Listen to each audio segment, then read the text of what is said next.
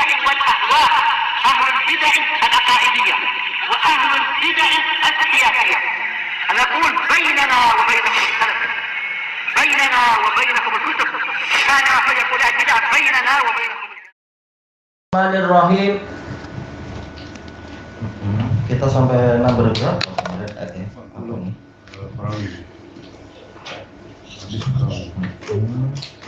Yaitu masuk ke mulai membahas hadis 40 itu. Ya, cuma kita baru membahas rawinya. Apa kita ulang pembacaan sanadnya saja lalu langsung masuk ke isi hadisnya. Qala al-Imam al-Bukhari rahimahullah al-hadisul arba'un haddatsana Amr bin Khalid qala haddatsana Zuhair qala haddatsana Abu Ishaq anil Bara' ibn Azib radhiyallahu anhuma anna nabiyya sallallahu alaihi wasallam kana awwala ma qadimal Madinah, bahwasanya Nabi sallallahu alaihi wasallam tatkala pertama kali beliau tiba di Madinah, nazala ala ajdadihi au qala akhwalih, beliau singgah di datuk-datuk beliau, tinggal di situ selama beberapa hari, atau mengatakan pakcik beliau minal ansor, dari kalangan ansor. Wa annahu shalla qibala Baitul Maqdis, dan beliau sholat menghadap ke Baitul Maqdis sittata asyara syahra, selama 16 bulan, au sab'ata asyara syahra, atau 17 bulan. Wa kana yu'jibuhu an takuna qiblatuhu qibalal bait, dan beliau suka apabila kiblatnya itu menghadap ke bait, maksudnya adalah Baitullah Al-Haram di Ka'bah di Makkah. Wa annahu shalla awwala shalatin shallaha shalatal asr, dan pertama kali salat yang beliau laksanakan yaitu setelah dipindahkan kiblat itu adalah salat asar. Wa shalla ma'ahu qaum, beliau dan sekelompok sahabat salat bersama beliau. Fa kharaja rajulun mimman shalla ma'ah, lalu ada satu orang yang keluar dari masjid itu yang salat bersama beliau. Famarra ala ahli masjidin wa hum raki'un, lalu sahabat ini melewati orang-orang di dalam masjid yang sedang ruku, yaitu sedang sholat, belum selesai. Masjid Nabawi sudah selesai, masjid yang lain belum selesai. Faqal, lalu beliau, sahabat ini mengatakan, asyhadu billah, saya bersaksi dengan nama Allah, laqad shallaitu ma'a Rasulillahi sallallahu alaihi wasallam qibala Makkah, sungguh saya telah sholat bersama Rasulullah sallallahu alaihi wasallam ke arah Makkah.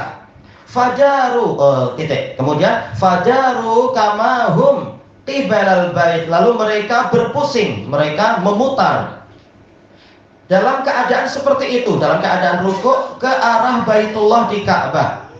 Wa kanatil yahudu qad a'jabahum, sementara orang-orang Yahudi mereka telah suka cita dulunya. Id kana yusalli qibala Baitul Maqdis, tatkala Rasulullah sallallahu alaihi wasallam selalu sholat ke arah Baitul Maqdis.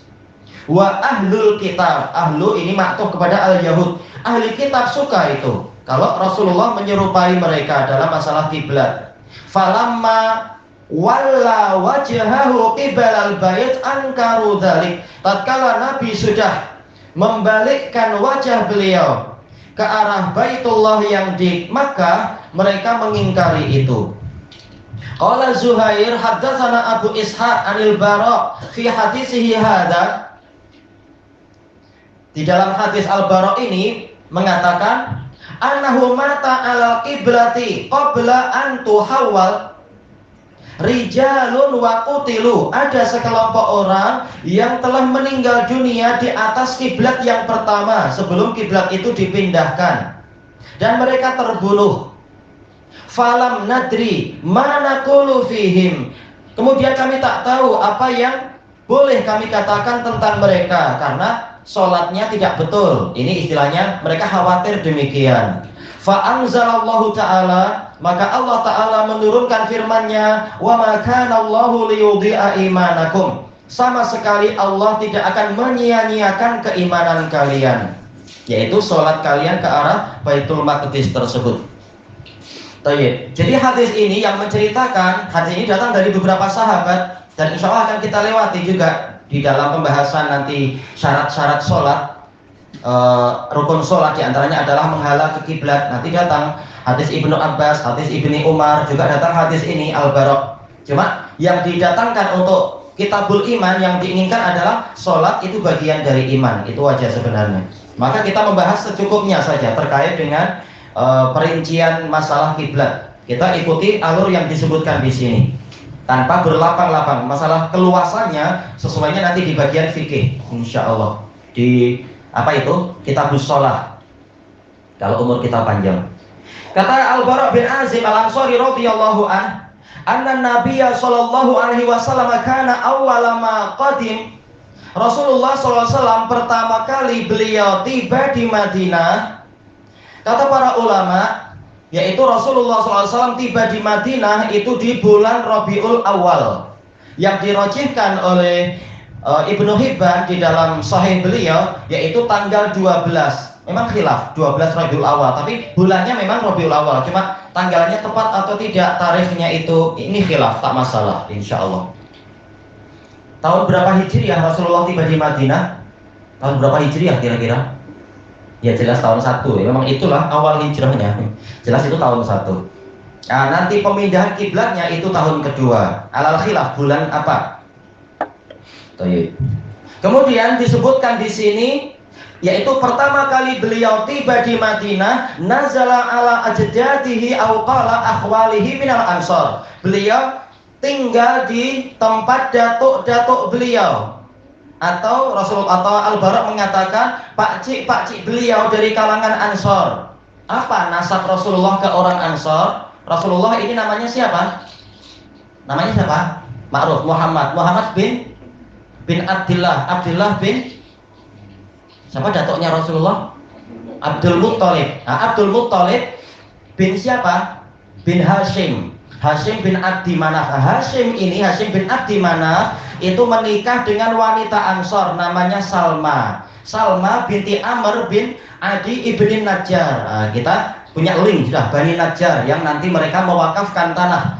Rasulullah SAW tidak ingin meminta-minta ketika membangun masjid. Ya Bani Najjar saminuni bihaitikum. Wahai Bani Najjar, kemukakan kepada saya berapa harga kebun kalian. Jadi Rasulullah tidak dengan alasan, oh ini demi umat, kalian wajib menolong saya. Bahkan itu masjid terbaik kedua di alam semesta. Rasulullah tak minta-minta, Rasulullah ingin membeli. Nah, tapi Bani Najjar, mereka mencari pahala di sisi Allah. Mereka mengatakan, la natlubu samanaha illa minallah. Kami tidak mau meminta harga dari kebun ini kecuali dari Allah saja. Jadi pihak da'inya menjaga kehormatan, tidak meminta-minta, sementara pihak yang kaya mereka tidak perlu diminta, mereka tahu apa yang wajib dilakukan, menolong dakwah sesuai kemampuan. Nah, ini langkah yang bagus yang dicontohkan Nabi demikian. Inilah Bani Najjar yang mereka ini hakikatnya memang sebagiannya adalah pakciknya Nabi, sebagiannya adalah datuknya Nabi. Karena cucu yang kesekian dari mereka itu Salma binti Amr ini memang dari Bani Najjar.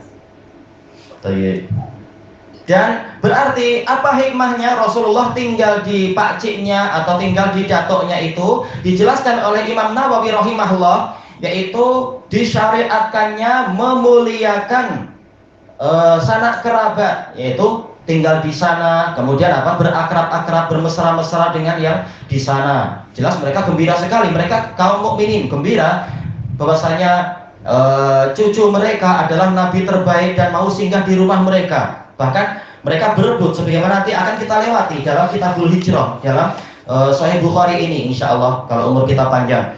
Bagaimana mereka berebut agar Nabi tinggal di rumah mereka. Tapi Nabi memilih untuk tinggal di rumah kerabat beliau untuk memuliakan mereka.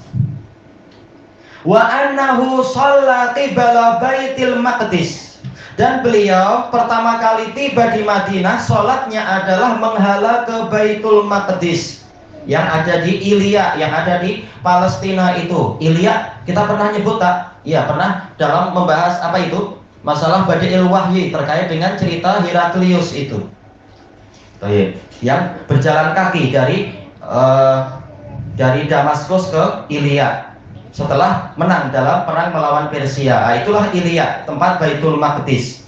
Baitul Maqdis sebagaimana dijelaskan oleh Al-Karmani di dalam Ad-Darari, cara membacanya ada 3. Yang pertama, polanya adalah mudhof ilaih seperti yang di hadapan kita ini. Baitul Maqdis, wazan maf'il, seperti masjid.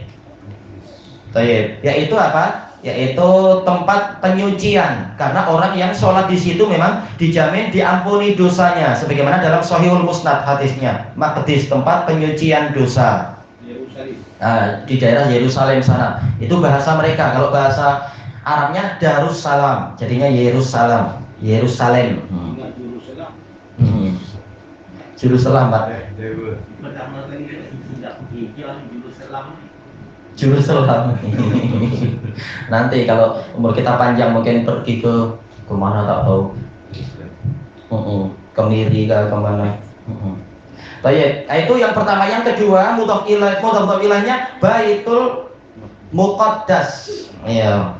Baitul Muqaddas, yaitu yang disucikan. Yaitu tempat untuk orang disucikan. Wazan mufa'al seperti mukarram. Qiraah yang ketiga yaitu dengan pola naat man'ut, al-bait al-maqdis. Ini yang paling sedikit pemakaiannya, pakai apa? Naat man'ut. Yang paling terkenal 2 yang pertama, boleh Baitul Maqdisi, boleh Baitul Muqaddasi, tak masalah. Sitata asyara syahra, selama 16 bulan, au sab'ata asyara syahra, atau 17 bulan. Bulan dikatakan syahr, kenapa? Karena dia sangat populer. Ini kenapa bulan dikatakan syahr? Karena dia sangat populer, diperlukan oleh umat manusia untuk urusan ibadah mereka. Di masa jahiliyah orang rajin ibadah, pewaktuannya dengan bulan ini, bulan itu, bulan suci, bulan haji dan semacamnya. Dan juga keperluan mereka untuk akad-akad duniawiyah. Oh, ini hutangnya saya bayar bulan berapa, Anda bayar 3 bulan. Nah, ini dikatakan syahr karena dia populer untuk pewaktuan. Kemudian, dan itu dijelaskan oleh Al-Karmani, wa kana yu'jibuhu an takuna qiblatuhu qibalal bait. Al-bait di sini alnya adalah yaitu apa? Ahdiyah, yaitu Baitullahil Haram, yaitu Ka'bah yang ada di Makkah, bukan lagi Baitul Maqdis yang tadi. Ini menunjukkan terkadang bukan kembali kepada yang terulang sebelumnya, tetapi kembalinya justru kepada yaitu Ka'bah sebagai kiblat yang terbesar. Seluruh agama samawi, kalau dikatakan agama samawi, Yahudi dan Nasrani, mereka yang masih murni, mereka Muslim. Yang tidak demikian, agama mereka bukan lagi samawi, agama hawa nafsu. Tapi yang dikatakan agama samawi, pendahulu mereka intinya kepada siapa? Nabi Ibrahim. Berarti kiblat terbesar adalah kiblatnya Ibrahim. Makanya ketika diitlaqkan al-bait, yaitu yang di Ka'bah itu, falyabudu rabb hadzal bait, bukan bait yang mana-mana, tapi bait yang ada di Ka'bah, yang di Makkah itu Ka'bah. Nah, itu yang ma'ruf di gambar itu 4 segi ya. Untuk yang Baitul Maqdis. Allahu a'lam. Tak masalah. Ya, itu masuk. Sebagaimana perluasan Makkah Madinah, kita sholat di bagian manapun, kita masuk dalam hukum sholat di masjid itu dengan keutamaannya. Bukan masjid KBI dengan Kubatul Sufro, ada 2 masjid. Memang betul. Kemudian disebutkan di sini Rasulullah SAW beliau memilih mengikuti Allah Ta'ala, yaitu sholatnya adalah ke arah Baitul Maqdis. Baik, sekarang mana dalil sholat ke arah Baitul Maqdis di masa itu? Para ulama bersepakat bahwasanya sholat ke arah Baitul Maqdis pada masa-masa itu dia adalah dengan sunnah, yaitu dengan hadis, bukan dengan Quran. Nah, ini nanti penghapusannya adalah dengan Quran. Rasulullah SAW beliau walaupun beliau sholat ke arah Baitul Maqdis dengan hadis, ini mungkin taufik dari Allah atau beliau mimpi atau apa, yang pasti bukan dari Quran, tapi ini perintah Allah. Buktinya Allah memerintahkan melanjutkan yang seperti itu sampai nanti datangnya wahyu yang lain. Tapi ternyata walaupun Rasulullah SAW menghadap ke Baitul Maqdis, beliau lebih suka untuk dipindahkan ke arah Ka'bah. Tapi beliau tetap menunggu wahyu. Ini menunjukkan bahwasanya Nabi itu bukan membuat agama sendiri. Beliau sendiri menunggu izin dari Allah Ta'ala. Wa ma arsalna mir rasulin illa liyuta'a biiznillah. Tidaklah kami mengutuskan satu rasul pun kecuali untuk ditaati, tapi apa? Dengan seizin Allah. Bukan beliau bersuka-suka untuk membuat syariat sendiri. Beliau menunggu izin dari Allah Ta'ala. Masa di Mekah Rasulullah sebelum hijrah, kiblatnya ke Baitul Nah, ini khilaf di kalangan ulama. Tatkala yaitu sebelum hijrah, beliau menghalanya kemana? Ini khilaf. Tapi yang rajih adalah hadis Ibni Abbas. Yang hadisnya boleh disahihkan itu, bahwasanya Rasulullah SAW setelah beliau turun dari langit itu, beliau setiap kali sholat itu adalah ke arah Baitul Maqdis, tetapi beliau menjadikan Ka'bah di hadapan beliau. Jadi beliau menggabungkan antara kiblat Nabi Ibrahim dengan kiblat yang sekarang beliau diperintahkan, yaitu Baitul Maqdis. Itu hadisnya diriwayatkan oleh Ibnu Abi Hatim dalam tafsir beliau. Di Hajar Aswad, ada di Nah, di dekat-dekat situ, iya. dari terus ke Baitul Maqdis. Betul. Baik. Kemudian di sini ada hikmah yang sangat bagus disebutkan oleh Al-Karmani di dalam Ad-Darari, yaitu walaupun Rasulullah Shallallahu Alaihi Wasallam ridho dengan syariat dari Allah itu, tetapi beliau lebih menyukai untuk menghala ke Baitullahil Haram yang ada di Makkah. Dan kesukaan seperti ini tidak membuat cacat keridhaan beliau terhadap syariat. Buktinya Allah Ta'ala tidak mengkritik. Kenapa engkau suka, jiwamu ingin yang lain wahai Nabi, padahal saya sudah pilihkan ke arah Baitul Maqdis. Tak ada kritikan dari Allah. Menunjukkan bahwasanya keinginan yang lain itu, keinginan Nabi tadi, tidak membuat aib, tidak membuat cacatnya kadar keridhaan beliau terhadap syariat. Semua beliau ridhoi, cuma beliau lebih suka yang kualitinya lebih tinggi, yaitu kiblat Nabi Ibrahim, yang mana Rasulullah diperintahkan untuk ikut kiblat Ibrahim, untuk ikut millata Ibrahim. Jadi yang sahabat-sahabat yang meninggal sebelum kiblat berubah, ayat itu menghadap Baitul Maqdis. Masalah apanya? Masalah dimakamkannya, wallahu alam. Boleh jadi, kita tak tahu. Untuk masalah bagaimana menjadikan posisi dari orang yang mati itu di di pekuburannya, tak dibahas itu. Ya itu wajib. Tak wajib. Tak ada dari yang mewajibkan. Dia mustahab, yaitu wajahnya diarahkan ke kiblat. Ini mustahab, tidak sampai wajib. Balik pun tak bisa. Tak masalah. Baik. Kemudian disebutkan di sini, kita sampai mana? Ayo. Wa annahu shalla awwala sholatin shallaha sholatal asr, yaitu kemudian apa? Turun firman Allah Ta'ala sebagaimana di dalam riwayat yang lain. Karena kita tahu hadis ini datang dari sejumlah sanad. Di antaranya adalah yaitu sanad Israil an Abi Ishaq, juga sanad dari As-Sauri dari Abi Ishaq, dan itu lebih kuat daripada sanad Zuhair yang di hadapan kita ini. Di antara riwayat itu turun firman Allah Ta'ala, qad nara taqalluba wajhika fis sama falanwalliyannaka qiblatan tardaha. Sungguh kami telah melihat berbolak-baliknya hatimu ke arah langit, maka kami akan memalingkan wajahmu ke arah kiblat yang engkau sukai.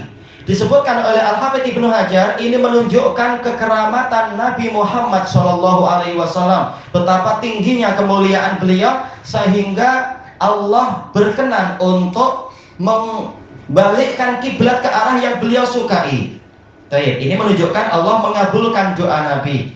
Hanya saja Al-Hafidz Ibnu Hajar mengatakan saking mulianya Nabi sampai beliau tidak minta pun diberi, sekedar beliau membolak-balikkan wajah ke arah langit. Tetapi tentunya pendapat ini perlu dalil. Betulkah selama waktu itu beliau tidak berdoa memohon agar kiblatnya itu dipindahkan? Justru yang zahir beliau meminta.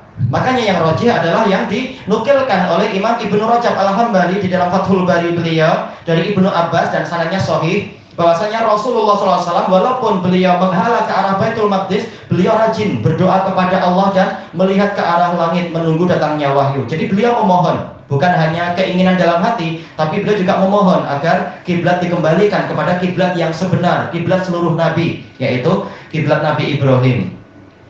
Baik. Karena memang kiblat pertama itu inna awwala baiti wudi'a lin-nasi lalladzi bi Bakkah. Sesungguhnya rumah yang pertama kali Allah letakkan untuk kiblatnya manusia adalah yang di Makkah. Hanya saja orang Bani Israel membuat bid'ah, merubah-rubah arah kiblat. Maka Rasulullah ingin dikembalikan kepada kiblat yang asal.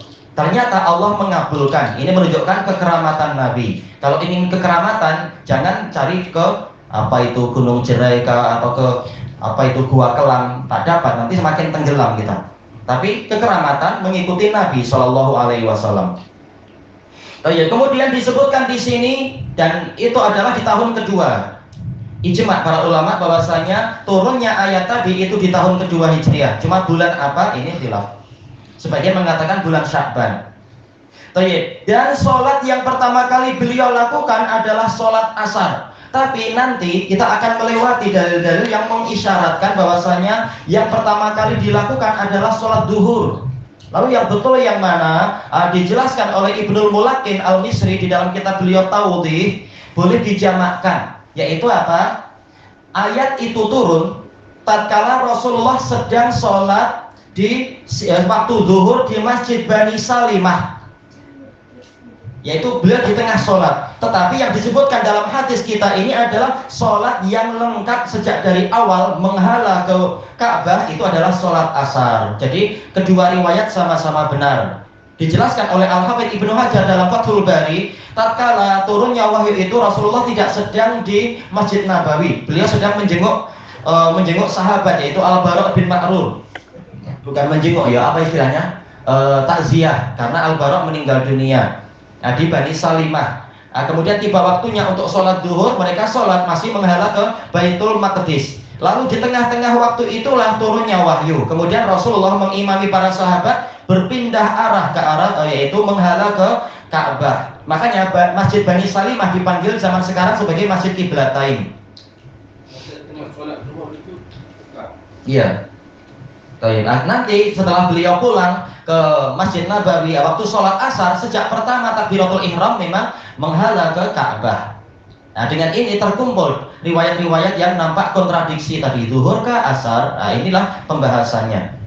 Kemudian wa shalla ma'ahu qaum, sejumlah sahabat sholat bersama beliau. Fa kharaja rajulun mimman shalla ma'ah, lalu keluarlah seorang lelaki yang sholat bersama beliau. Siapa ini? Diperselisihkan oleh para ulama, tetapi yang dirajihkan oleh Al-Hafidz Ibnu Hajar dalam Fathul Bari adalah yaitu Abbad ibnu Bishr radhiyallahu an. Ada khilaf, tapi yang beliau rajihkan karena ada riwayat dengan sanad yang hasan, kata beliau adalah Abbad ibnu Bishr. Dan sahabat ini punya karomah, nanti akan kita lewati kalau umur kita panjang di kitab ini, atau di Riyadhus Shalihin juga disebutkan karomah sahabat ini Al-Bara' bin seperti ini Abbad bin Bishr. Apa maksud itu kalau lagi dengan pahala kemungkinan besar karena masih dikuasai oleh orang-orang kafir Mekah kan di masa itu ya, belum Fathu Mekah. Iya. Baik, kita jelas waktunya mungkin tak cukup. Kita lihat nanti berhenti di mana. Kemudian famarra ala ahli masjid, lalu beliau melewati yaitu orang-orang di suatu masjid, wahum raki'un, dalam keadaan mereka ruku, yaitu mereka sedang di tengah-tengah sholat di suatu masjid. Pembahasannya ini masjid apa? Yang rajih Masjid Bani Salimah juga, tapi insya Allah lebih panjangnya nanti di sana. Mungkin sebagian sahabat tidak ikut sholat duhur di masjid itu, sedang kerja di mana, sholatnya di masjid yang lain. Nah, mereka tak tahu kalau kiblat sudah dipindah. Masjid Bani Salimah itu. Baik, faqal, lalu dia mengatakan asyhadu billah, saya bersaksi dengan nama Allah. Apa maknanya di sini? Yaitu sumpah. Sebagaimana dijelaskan oleh Al-Jauhari di dalam kitab beliau As-Sihah, yaitu yang namanya tasyahada, bersaksi, itu adalah al-ikhbar ma'al jazm wal qata', pengkhabaran secara pasti. Kemudian asyhada billah maknanya adalah saya bersumpah. Berarti berita yang akan didatangkan oleh Abbad bin Bishr ini adalah berita yang sangat pasti. Baik. Apa itu? Kata beliau, laqad shallaitu ma'a Rasulillah sallallahu alaihi wasallam qibala Makkah. saya telah sholat bersama Rasulullah SAW menghala ke Makkah. Kemudian titik. Fajaru, lalu para sahabat pun berpaling, berpusing dalam keadaan rukuk. Mereka berbalik menjadi apa? Pergi ke, yaitu menghadap ke arah Baitullah Ka'bah. Mau tidak mau mereka berjalan. Sebagaimana nanti di dalam pembahasan yang lebih panjang, yang laki-laki pindah ke tempat perempuan, yang perempuan pindah ke tempat laki-laki. Ya, tapi ini nggak masalah. Ini masuk dalam pembahasan bolehnya bergerak di dalam sholat lebih dari 3 gerakan ketika diperlukan. Karena tatkala mereka dulunya menghadap ke arah Baitul Maqdis, kemudian berubah ke arah Ka'bah, berarti mereka memang berpusing 180 derajat. Sehingga memang perlu beberapa gerakan memang. Ini tak masalah.